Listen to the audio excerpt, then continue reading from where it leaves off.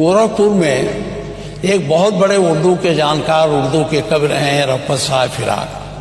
क्या वो कठमुल्ला थे? क्या मुंशी प्रेमचंद जो आपके नॉर्मल स्कूल में अध्यापक थे गोरखपुर के, उसमें बैठ के उर्दू में उपन्यास लिखे तो कठमुल्ला थे?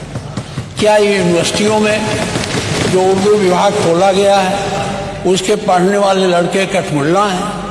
क्या अरबी फारसी विश्वविद्यालय बना है उसके लोग पढ़ने वाले कठमुल्ला हैं? तो मैं इस शब्द पर आज आपत्ति करता हूं।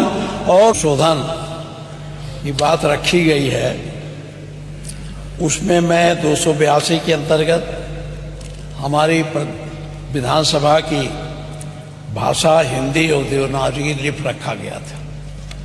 और ये बड़े संघर्षों के बाद, वो दिन आज़ादी के बाद आया था जब हम अपनी देवनागरी लिपि और हिंदी भाषा में यहाँ की बात करने के लिए व्यवस्था किया गया था। आज उसमें संशोधन किया जा रहा है। मैं पूरे संशोधन के विरोध में नहीं हूँ।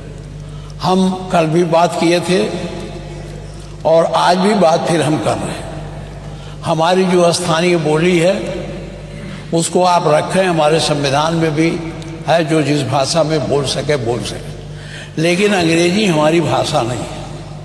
अंग्रेजी ना तो हमारी मातृभाषा है, न हमारी सांस्कृतिक भाषा है, न हमारी स्थानीय बोली है। उसको इसमें रखने का मैंने कल भी ऐतराज किया था। और इसी संदर्भ में मैंने ये भी कहा था कि अगर इसमें बना ही रहे हैं तो इसमें संस्कृत को भी जोड़ दीजिए और उर्दू को भी जोड़ दीजिए। नहीं, हम अब ये छोड़िए। तो हमने कल कहा था, संस्कृत और उर्दू के लिए कहा था। माननीय मुख्यमंत्री जी संस्कृत तो सुने नहीं, उर्दू पर बड़ा गंभीर आरोप लगाने लगे। और ये भी कहा गया था कि ये कठमुल्ला पैदा करते हैं। हम माननीय आपके माध्यम से जानना चाहते हैं, गोरखपुर में एक बहुत बड़े उर्दू के जानकार, उर्दू के कवि रहे हैं रफ़त साहब फिराक। क्या वो कठमुल्ला थे?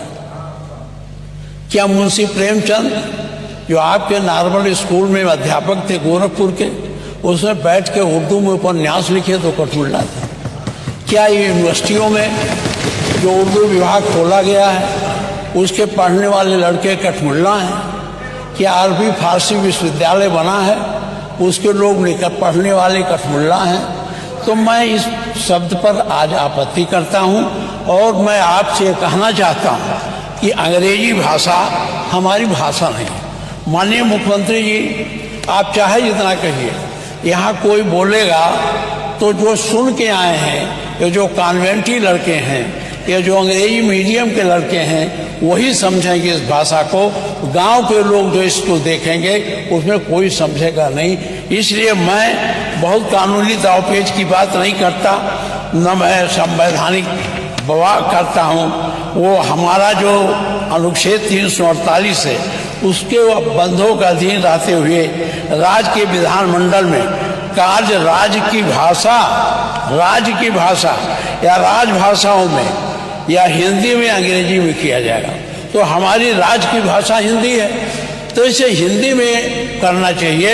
अंग्रेजी का कोई महत्व नहीं है। अंग्रेजी का मैं पढ़ने में विरोध नहीं करता। जिसको पढ़ना है अंग्रेजी पढ़े, वर्ड्सवर्थ का पढ़े, उनको शेक्सपियर के नाटक को पढ़े, हमारे वो जो और ग्रंथ हैं, चाहे कीट्स हो, शैली हो, इनकी कविताओं को पढ़ो।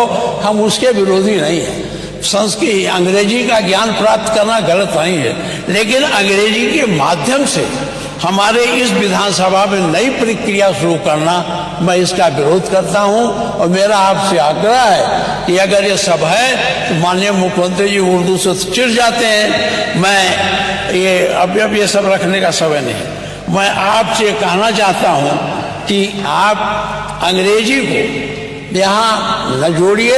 अगर जोड़ना है तो आप संस्कृत को जोड़ दीजिए, जो हमारी भाषा है, जिस संस्कृत से सारे भाषाओं का उद्भव हुआ है। और उर्दू जोड़ दीजिए। उर्दू भी बड़ी पैमाने में बोला जाता। हमारा मुख्यमंत्री जी तो उर्दू पर नाराज हो जाते हैं कि इनका अपना एजेंडा है जो आप चलाना चाहिए। मैं इन्हीं शब्दों के साथ आपसे फिर आग्रह करता हूँ कि अंग्रेजी का विरोध मैं करता हूं और यहां अंग्रेजी का प्रयोग सदन में करने के लिए संशोधन में इसे न रखा जाए।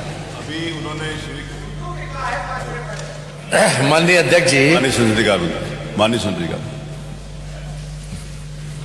माननीय